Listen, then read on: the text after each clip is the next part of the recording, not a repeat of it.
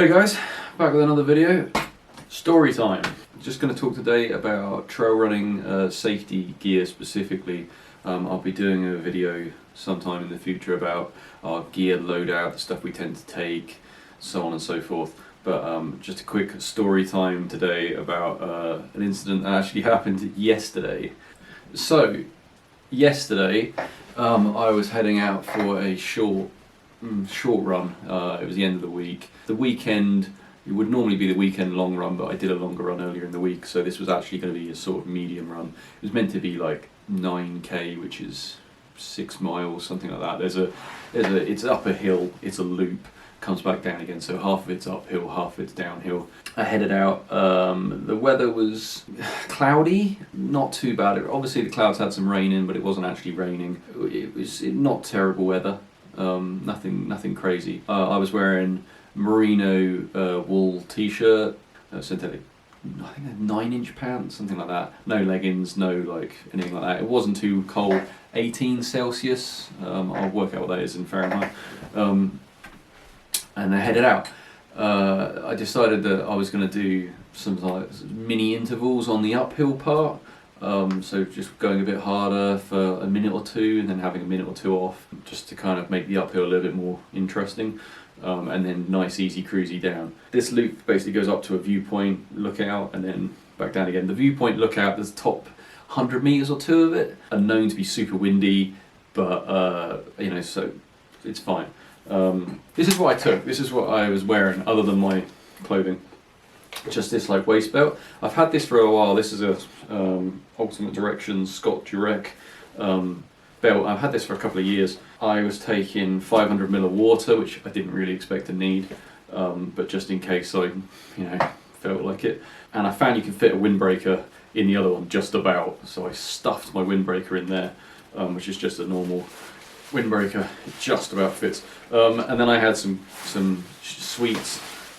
Some gummy bear sweets and just a bit of sugar, and that's about it. And my car keys, just to get back into the car. So this is all I had on me, and I've used this for a long time since I had my previous phone. But the one problem is with this, because of the shape of this, it's quite narrow here at the bottom, and if you want to put a phone in here, it depends how wide your phone is. And my phone that I have now, which is a Huawei P20. It's quite wide. It's a little bit too wide to fit in there.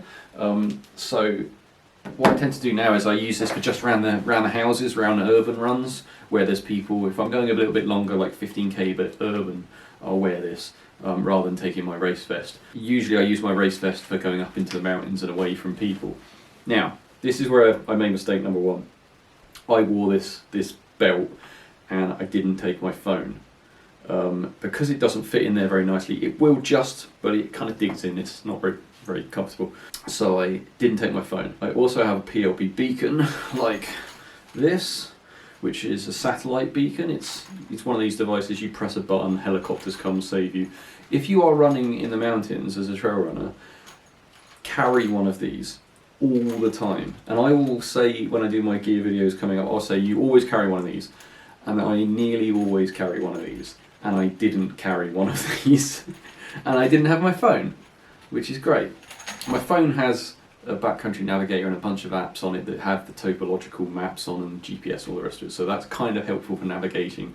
I knew this area pretty well. I've done this route before, relatively nice weather, so I knew it was a nice loop up and had to get around. Here's what happened. We head off, we start running. I'm on my own. Jo was running as well, but she was going a different route that day. So she knew where I was going. I told her the direction I was going, which way around the loop, and she knew how long I was going to be roughly. So that I did right, at least. We head off, we split up, she goes her way, I go mine. It starts to drizzle a little bit. I'm low down at the moment, I haven't started the hill. A little bit of drizzle, it's warm, it's still a warm day, fine. I start heading up the mountain. Halfway up the mountain it starts raining. It's raining pretty hard. It's wind and it's being blown at 45 degrees and I'm getting wet, but it's merino wool t-shirt and it's pretty warm even when it's wet, so I know this is going to be a short run.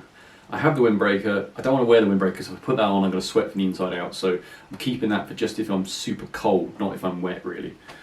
So I let myself get a bit wet, fine. I get to the top, it is chucking down with rain now. I am drenched head to toe. I mean, literally drenched, as if I've been in a shower. It couldn't get any wetter. But I'm still warm. It's 18 degrees. It's fine. At this point, I must have taken a wrong turn. It's almost impossible to take a wrong turn on this route because it's hard to explain. But like when you go over the top, over the ridge, the route kind of splits. It forks, and there's like a path that comes around the summit. And I know that they both join up with this road. But it turns out they join up with the road.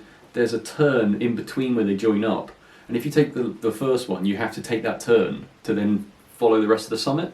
I took the first one and didn't take that turn. I took another turn, which, you know, the T-junction. I took the other part of that T-junction. Didn't know that at the time. So I'm expecting to go around the summit and start heading down. So I go over the summit, onto this road and start heading down. And I'm running downhill. I'm completely drenched at this point, I should mention. And I'm running downhill, and I'm going down and down and down, and I'm thinking to myself, I don't really recognise this valley. It doesn't look, the trees don't look quite right. It doesn't look quite how I remember it. But I went 6 months ago, a year ago here, so it looks a bit different. I'm not fine. So I carry on. I go all the way down this valley, and it starts going up again, and I'm like, well, it's only a small up. Maybe, you know, maybe I just don't remember this up. So I did the up, and then it starts going down again, and this time it drops into another valley, and at this point I'm like, I'm pretty sure I don't know this valley. I don't think I've been here before, which is bad. But I'm also thinking to myself, well, I'm pointing roughly the same way. In my head, I've done the kind of, you know, working out which way I'm facing, and I'm like, I'm pointing roughly the same way that I would be if I took the correct one. So I know there's a motorway further on, and I'm thinking to myself, oh, as long as we join up with the motorway, I can. It's a motorway under construction, I should say. It's not a finished motorway, so I could pop onto the motorway and run along where they're constructing this motorway back to where I'm supposed to be. And I think to myself, I'll come out further left, so as long as I turn right, I might join it where I'm supposed to be. So I'm thinking that, but then I'm also starting to think to myself, I am probably not where I think I am. This is not good. I run past the T-junction. The T-junction goes off somewhere crazy off left. I'm like, I don't need that. Run on, and then now it goes sharply up, and I'm thinking to myself, I don't really want to go up this up. Even though the motorway's on the other side of it, I don't really want to do it because it's another hill, and I know the hill behind me. But I'm also aware of the fact that, like, I've told Joe how long I'll be, and I'm already going to be 20 minutes late or so, and I'm like, So I take the decision to turn around. Probably the best decision I made that day. I turn around, I start running back. I get to the T-junction, the one I just went a minute ago. I said, oh, I just ran past T-junction. I start running up there. And I'm thinking to myself, hang on, this isn't the one I took. This isn't even the one I came from. This is like another completely different route, which I didn't know at the time. The only reason I figured it out is because I had my watch. I didn't have my phone. I didn't have GPS. I didn't have safety beacon. I had no way to contact anyone. I'm drenched head to toe. And I'm pretty tired at this point. I've gone a decent distance. I've been doing intervals on the uphill as well, so I'm pretty knackered. But I'm aware of the fact I need to go back up this hill I just came down by now I figured out what I think I've done. I've missed that turning at the top, and I'm like, oh, damn. So I know I need to go all the way back up. And I had breadcrumbs on my watch. I had the breadcrumbs mapping mode, so I knew as soon as I turned up this side one, I was like, hang on, this isn't the one I came from.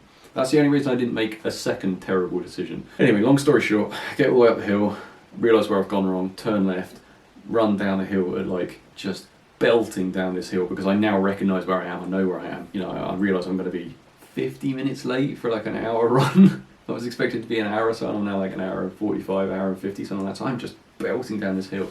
I get to the bottom, and it stops raining again because I drop out the cloud, and it stops raining, and you know, all things great. Here's the thing, when I put the GPS into Strava and look at it on the map, it turns out I wasn't actually facing the direction I thought it was at all. I was 180 degrees wrong. I thought I was facing west, and the way I expected to go was west, and I expected there to be a motorway off to the west. If I went over the hill, I would have dropped onto the motorway and everything would have been great, turn right. Yeah, that was all nothing. That was not true at all. It turns out I was facing east, and east is maybe 50 kilometres of forest with logging trails that just go off left and right, and some of them go down hills and stop where they were like logging the years previous and stuff. So there's all kinds of dead ends, and it's a maze of just rabbit warren. I don't have a map, I don't have GPS or anything. If I had taken that turning, I would probably still be out there now, and we would almost certainly have a search and rescue situation going on. It would have been really bad. And So yeah, I mean, what was going through my mind was like, oh great, I am completely drenched head to toe. It's not cold at the moment, but it will be cold overnight. Enough for hypothermia if you're drenched head to toe. I've got no cell signal, I haven't got a phone anyway. I don't actually really know where I am, and I don't really know the way back. I do know I'm definitely not where I think I am. And I was just thinking to myself, oh yeah, this is how these situations happen. But it's okay, I'm one of those people who always carries my phone and PLB. And I didn't have my phone and PLB with me. God, so stupid. So stupid. I got a little bit of food, a little bit of water. And the worst thing was as well, because I was drenched and my t-shirt was, when it gets wet, it gets a lot heavier. I was like, man, having this heavy t-shirt, I could feel it weighing me down. So I actually poured out a little bit of my water to kind of like make myself a little bit lighter because I was feeling a bit sluggish with all the extra water hanging off my t-shirt. So I even didn't have the full water that I could have had. And I was like, oh, this is how these problems happen. Also, another thing, where I actually turned round, there was a stream, and the bottom of the loop, before you head up the hill, you have to cross a stream. You run through a stream. It's not too deep, it's like maybe 15 inches deep, 24 inches deep, something like that. Maybe a bit less. I thought to myself, this is probably the same stream, and it's maybe further up the river. And I thought to myself, if I go off the trail now and follow the stream, I can probably cut across to the valley that I expected to be in and leave the right way. And I didn't do that in the end. And the reason I didn't do it is because I thought to myself, I'm already lost. I'm already in a kind of semi-situation here.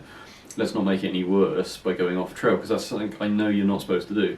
So I didn't do it, and the alternative was running all the way back up the hill over the top again, which was an extra, as it turned out, it was an extra about 5 kilometres, so an extra couple of miles, 3 miles or so, uphill in the rain and the wind again, which sucked. But it turns out when I got back, when I looked at the map, that wasn't even the same stream. If I had taken that stream, it would have gone way off down into the valleys, into the forest. I would have been off trail, nowhere near where I'm supposed to be.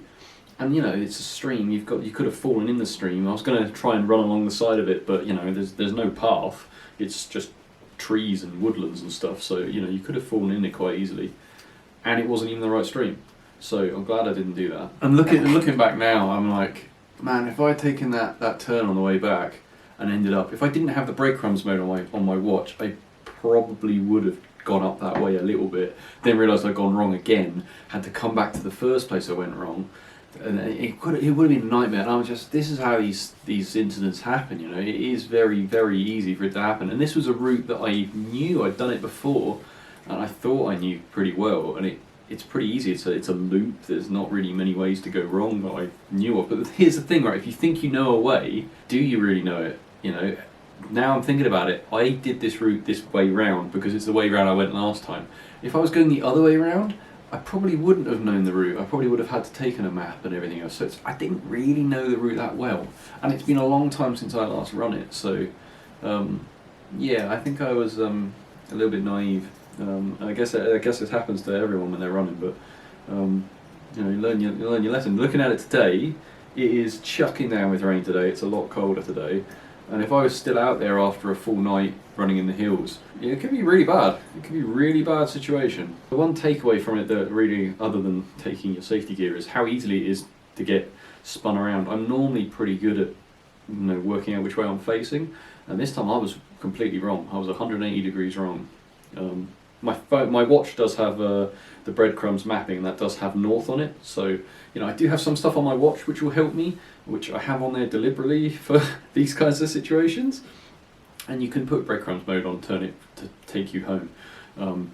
But you know, if you've got a cheaper watch, I've got quite a nice Garmin 935. But if you've got like a cheaper end watch that doesn't have all those features, and you were where I was with no phone and nothing else, it could have been a lot worse. So I guess I'm in the market for a waist belt that I can put my phone into, and hopefully a little bottle or some sort of water bottle. I did some things right. I did tell someone where I was going, how long I was going to be out for, what my route was, where the expected direction around the loop and everything. And the other person, Jo's done that route as well, so she knows the route a little bit as well. So that helps.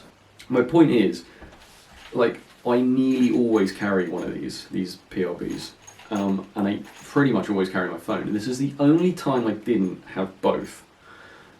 So lesson learned. And as for this, I am not wearing this on trails anymore, period. I'm only going to wear this around houses, around streets, urban. Literally, if I can knock on someone's front door, I'll wear this, because having this pretty much means I can't have my phone. And I'm probably going to look at getting a bigger one so that I can do short trail runs and actually have my phone at least. I know that like having a phone's not a substitute because you cell signal and everything else, but for just the GPS and the maps and stuff, it can be super handy. So, you know, if I'm going somewhere where I take my race vest, I'll always carry a PLB, always.